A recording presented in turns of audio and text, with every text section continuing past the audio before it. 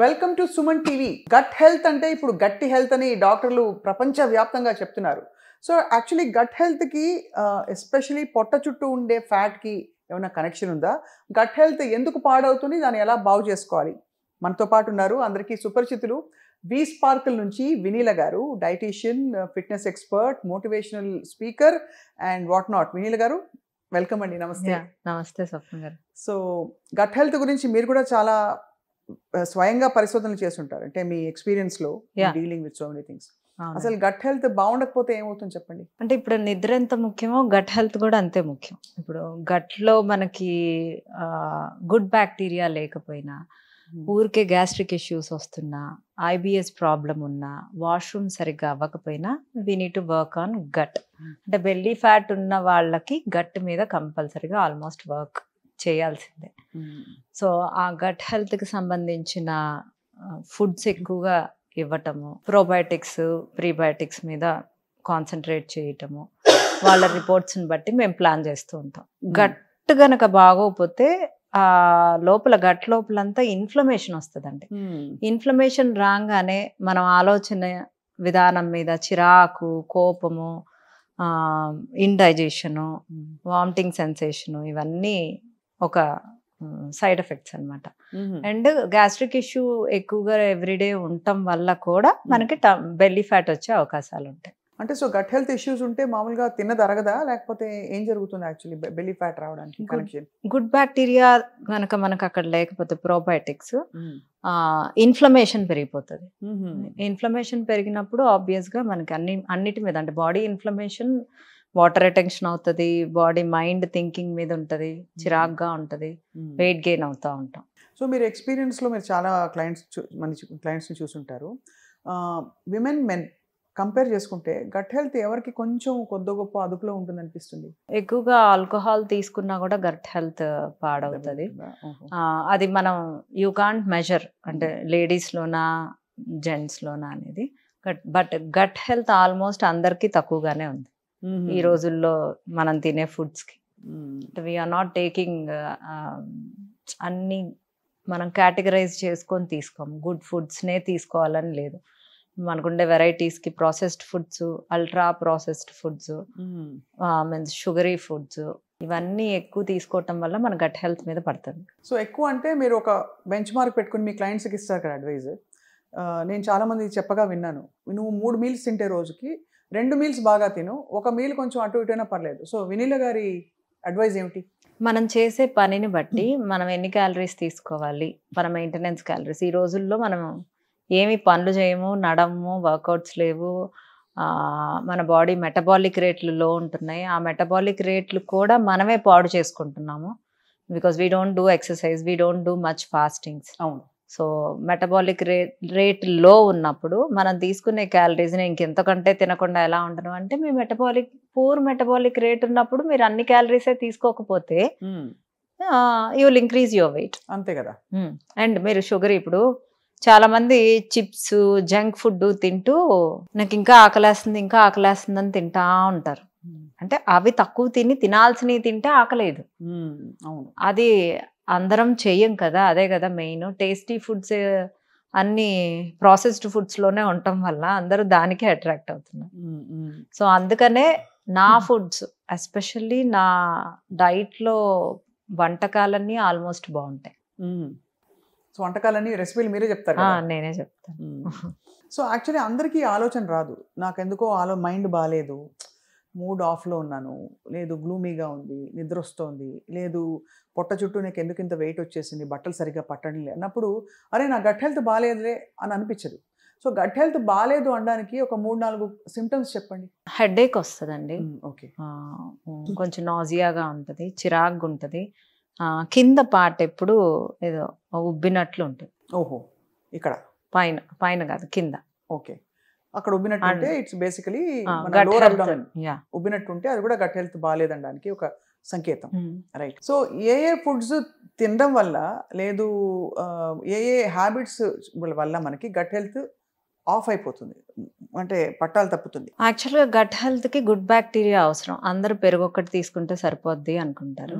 Yeah, you can kanji అని ఉంటుంది, అంటే బీట్రూట్ కట్ చేసి కొంచెం ఆవాల పొడి వేసి చక్కగా వాటర్ పోసి ఒక 24 hours ఫర్మెంట్ చేసేసి అది ఒకరోజు పెరుగు అలా తీసుకుంటా ఉంటే ఫర్మెంటెడ్ వెజిటబుల్స్ అంటే ఒక స్పూన్ వెనిగర్ వేసి కూరగాయలు కట్ చేసేసి అన్ని కూరగాయలు మిక్స్డ్ వెజిటబుల్స్ నిమ్మకాయ పిండి చక్కగా అది కూడా 24 hours ఫర్మెంట్ చేసేసి అది సలాడ్ కింద తినటం వల్ల కూడా గట్ హెల్త్ బాగోతుంది.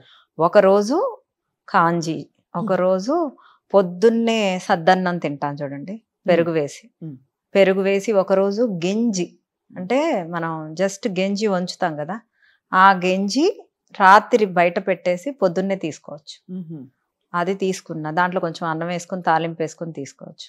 అది ఒకరోజు ఈ ఫర్మెంటెడ్ వెజిటబుల్స్ ఇది ఒకరోజు తీసుకుంటే సరిపోతుంది.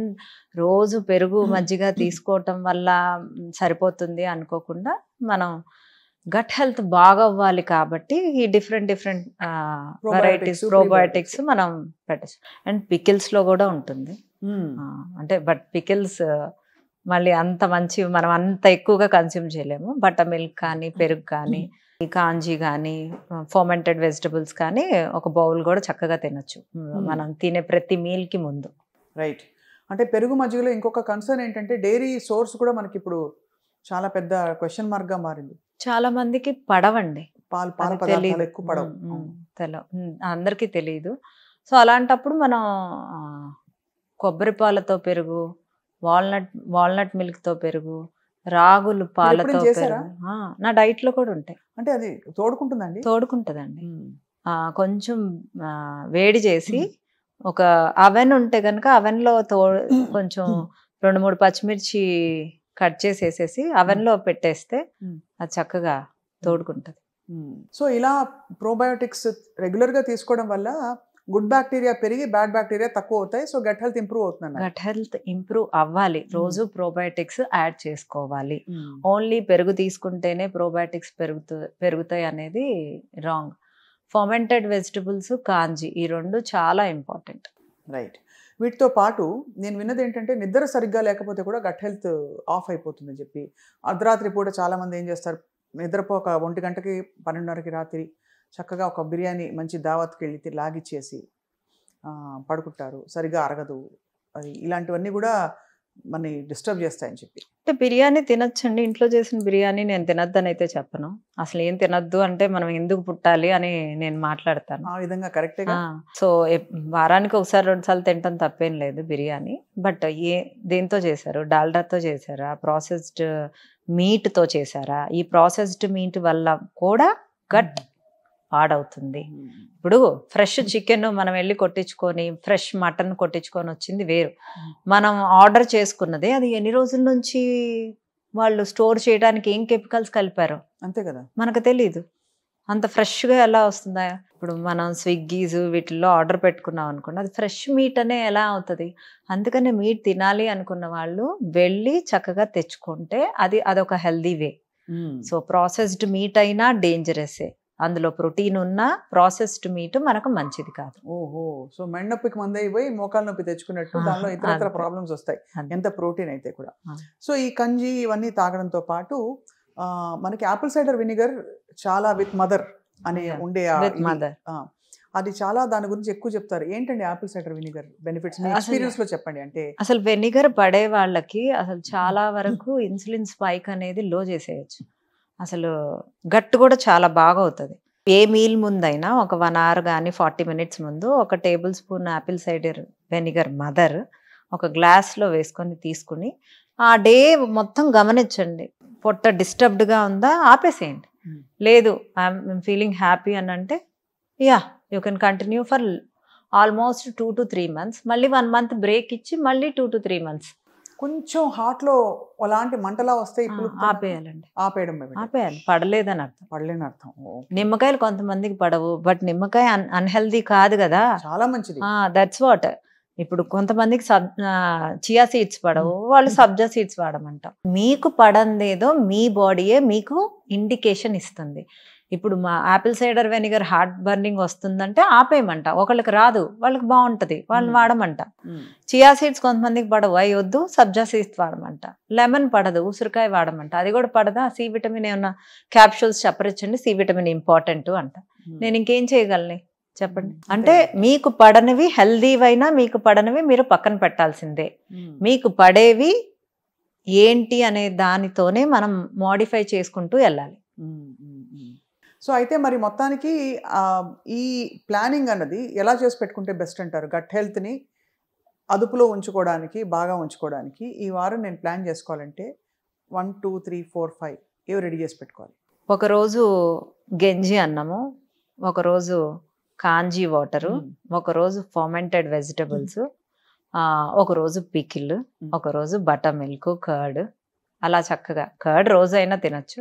ఇలా చక్కగా ప్లాన్ చేసుకుంటూ ఉంటే అసలు అంటే రోజు మనం పప్పుచారు అన్నం తింటున్నాం అనుకోండి, 2 సంవత్సరం నుంచి నాలుకకి పప్పుచారు అన్నం టేస్ట్ తెలియదు. So you give different kind of probiotics. అంతే కదా, దట్ ఈస్ మై టెక్నిక్.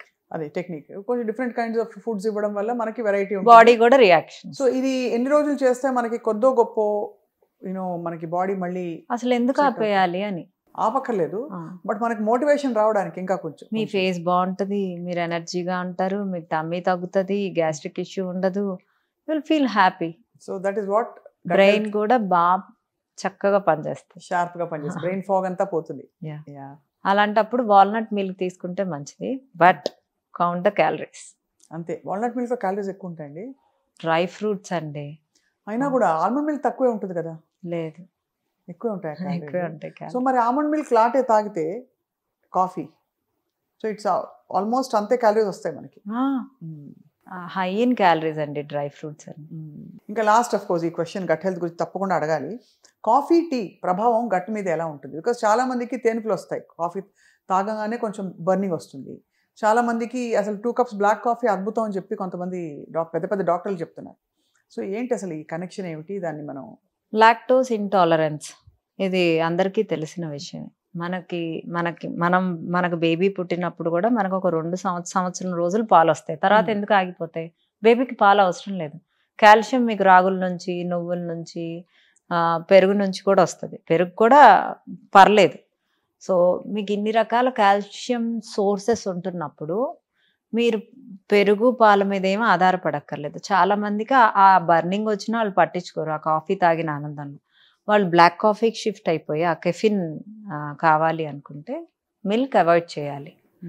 వాళ్ళకి తెలియకుండా హిడెన్ గ్యాస్ట్రిక్ ఇష్యూ ఉంటుంది. లాక్టోస్ ఇంటాలరెన్స్ ఉన్న వాళ్ళకి అంత అంటే ఓవర్గా గ్యాస్ కూడా రాదు, but throughout the day tummy అప్సెట్గా అంటే కొంచెం బిర్రుగా ఉంటుంది. అది వాళ్ళు గమనించరు. నాకు గ్యాస్ట్రిక్ ఇష్యూ ఉంది, అసలు గ్యాస్ట్రిక్ ఇష్యూ దేని వల్ల వస్తుంది అనేది మిమ్మల్ని మీరు గమనించుకోవాలి. ఓహో, అంత శ్రద్ధగా చూస్తేనే, అంటే టెంప్ట్ అయిపోకూడదు ఫుడ్ చూడగానే, అది అప్పుడు తెలుస్తుంది మన బాడీ దేనికి స్పందిస్తుంది అని చెప్పి. ఎనివే మీరు మంచి మంచి రెసిపీస్ ఇస్తారు కాబట్టి గట్ హెల్త్ ఇంప్రూవ్ చేసుకోవడానికి ఒక వారం 10 రోజులు చేస్తే వాళ్ళకే డిఫరెన్స్ తెలుస్తుంది. విన్ల గారు, thank you so much. Very informative, I think చాలా అవసరమైన కాన్వర్సేషన్ ఇది. అఫ్ కోర్స్ ఇంకా చాలా విషయాలు మాట్లాడాలి, మీతో మాట్లాడుతూ ఉందాం as time goes by. Thank you Vineela గారు.